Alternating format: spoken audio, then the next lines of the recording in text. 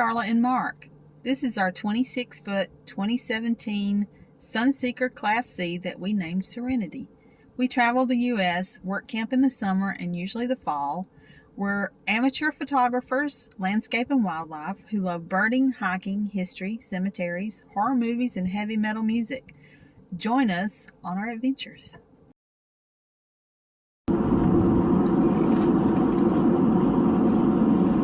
Good morning. We are taking a little trip. We have 3 days and we are going up to a state park in Idaho. It's called Three Island Crossings State Park. That's it. And we're going to spend a couple days there exploring. There's pioneer stuff there, wagon wheel ruts, and there's all kinds of stuff to do at the state park. And then close by there's something called Balanced Rock that we want to see. And we wanted to see Hagerman fossil beds, but it's apparently not open, so we're not going to be able to do that this time. But that's the plan for this little trip. We are on the interstate at the moment. There's not a lot to see, but I will show you anything interesting I come across and hopefully have a couple of good adventures to show you the next couple of days in Idaho.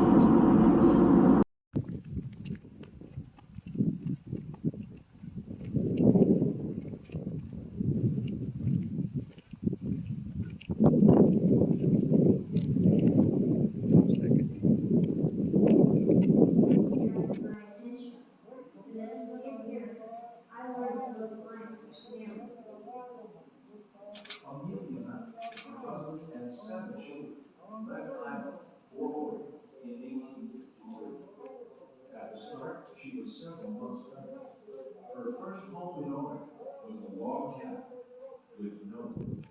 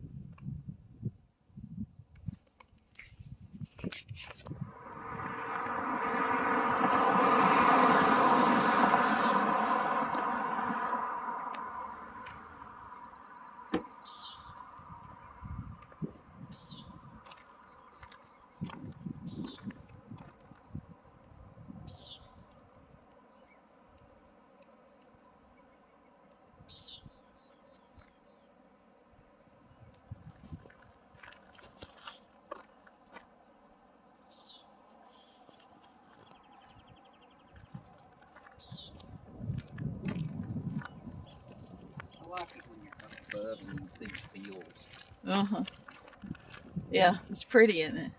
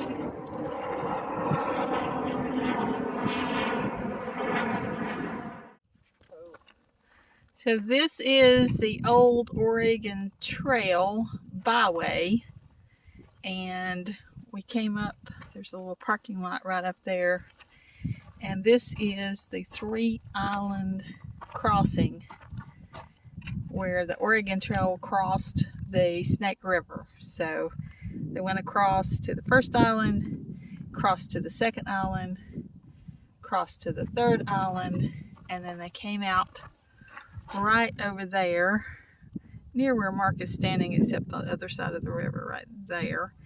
And that little building over there is the interpretive center at the state park, 3-Island Crossing State Park. And the first, not the first group of trees right there, but the second group of trees right there, our RV is parked right in there at the campground. So this was a beautiful drive today. We've been on a good bit of the Oregon Trail today. It's been very nice. It's a beautiful day for us. A little warm, sun's hot, but it's only about 87 at the moment. So not too bad today. It's supposed to be 100 tomorrow though.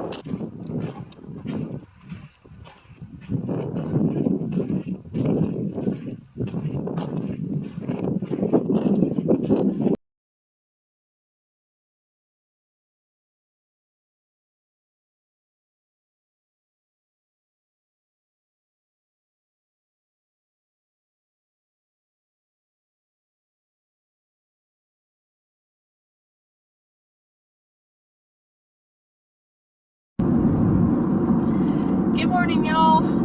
Just a little update. The beginning of the video, I had said that we were going to 3 Island Crossing State Park and we're going to go to Balanced Rock. We did one of those two, but we added quite a bit to it. So we did not make it to Balanced Rock, but we did go to 3 Island Crossing State Park. Beautiful park. We camped there, and I failed to video the campsite. Hopefully I get better. I think I'm out of practice with that. But anyway, it's a beautiful state park, and I did film some of the state park. We did do a little hiking there. We went down to the Interpretive Center. It's on the Old Oregon Trail where the pioneers came across, and so there is an interpretive center there. It's the National Historic Trail. So, but that interpretive center is in the state park. But it was free if once you're in the state park.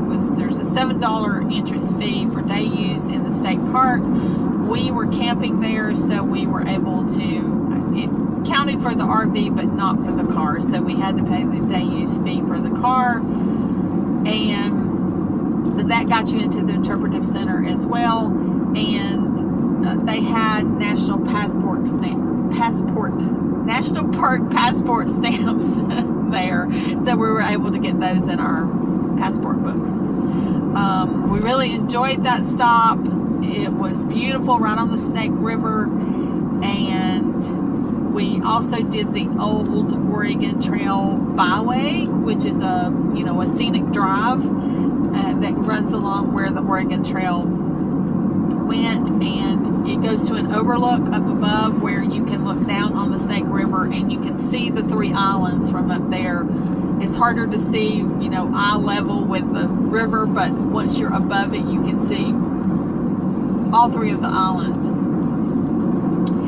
And that is where the Oregon Trail crossed. So it crossed across the 3 islands and then into on to the other side, which runs right through the state park. It is scrub brushy kind of terrain, and but there were trees. They had a lot of trees around the campgrounds, but other than that, there was not a lot of shade, and it was really hot. It was 98 one day and 100 degrees the other day, and it was a lot of wind, but thank goodness for the wind, I say, because the wind was cooler than the air when it wasn't blowing. So it's not very humid here, so it's not like home in Alabama where if it's 98 degrees or 100 degrees, it's like 95% humidity, and you walk out of the house and melt. It's not like that. It's very dry, but it's still hot. It's hot. So make sure you use sunscreen and drink lots of water. I can see it would be very easy to get dehydrated here because you don't have that, you're not feeling it as much, I guess, is what I'm trying to say. It feels hot, but it doesn't feel like it's sticky hot like it does at home. So anyway, we did that.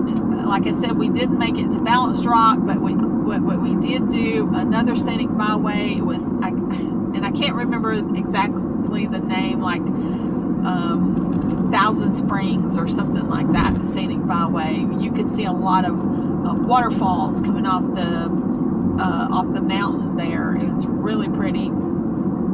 And we also went to something called Register Rock, which is part of Massacre Rock State Park. We did not actually go to Massacre Rock State Park, but we did go to the Register Rock, which is part of it. There is a 7-day day use fee there as well. And we also did Lake Walcott State Park, and that's really pretty. It's right on the lake. There is a dam nearby there, and it's Minnedoka I think that's how you pronounce it, Minnedoka Dam, and then there's Minnedoka Wildlife Refuge, which surrounds the state park, and so it's really pretty there. Lots of white pelicans, lots of pretty water views. We really enjoyed that because, you know, like I say, we're nerdy birders, so we always enjoy any place we can see birds. We also we did a little bit of a drive to it from there, but we went to see Craters of the Moon National Monument. I think it's National Monument instead of a national park, but either way, it's national. And so there is a fee to get in there, but we have a national park pass, an annual pass, so that got us into that park. It is where the volcanoes erupt, so there's this big, they call it the Great Rift, and there's this big rift in the earth that runs through there, and that's where the lava comes up. And it seems historically it has erupted every 2,000 to 3,000 years, and the last one was about 2,000 years ago. So the lava rock, as they say, is new.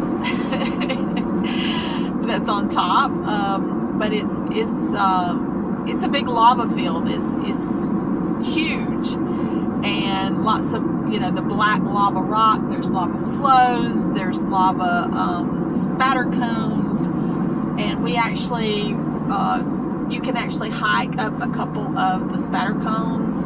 We went up one. I made it, I would guess, about halfway, and Mark made it all the way to the top. So he has some good pictures of that. And I made it up one side. It's very steep, and I have a fear of heights, and I also do not do well with heat and climbing. My body does not like that combination, and I made it to the top of one hill, and there were two others to climb, and so that was as far as I felt I could go. It was also loose rock on that one, and I was a little bit afraid of coming back down it, so I was going to wait there for Mark. That didn't happen. It was just so windy. I started back down, and I just took my time and walked like a little old lady, and I made it back down, and he made it all the way to the top, and then came back and met me down at the car. So we really enjoyed that. We also walked 1 mile out and back, so it was 2 miles total to the end of the trail and back, to see what was called tree molds, and it's where the lava encased the trees, and it made the trees imprinted. You can see the imprint of the trees in the lava. It's really neat. I've never seen anything like that before. We enjoyed that hike. It was starting to get hot then, because we got an early start, but we finished that hike right around noon, and it was starting the wind was dying down a little bit, and the heat was getting intensely hot. We did a picnic. The rest of the time we just drove. It was a 7-mile loop road, and so we did short little jaunts from the car, but we were able to see most everything from the car, and so we really enjoyed that. You can also get permits to go into the caves there, and I have seen other videos. I know, I'm trying to think who it is. Finding Our Someday, I think, is the YouTube channel. They did a video where they actually went into the caves, and really neat. It's not something I feel like I could probably do at this point in my life, but it's really neat to see, and really neat to see somebody else do it. And so if you're in great shape and great health, and feel like you can go down in those caves, then I would recommend it. It looked like it would be a great thing, but we did not feel up to that. Mark didn't either, so we didn't do that part. But anyway. anyway, that's kind of a summary of what we did. Had some video of a lot of that and some pictures that I'll insert. And we are headed back, and our next adventure will be back at Yellowstone again. We're going to attempt Old Faithful again. Hopefully the lines are complete in the parking lot, and they'll have the whole parking lot open, and maybe we'll get there a little bit earlier as well. So hopefully we can see some more sights in Yellowstone. We're looking forward to that. Thanks for sticking with us. Thanks for watching our videos. And like and subscribe and comment.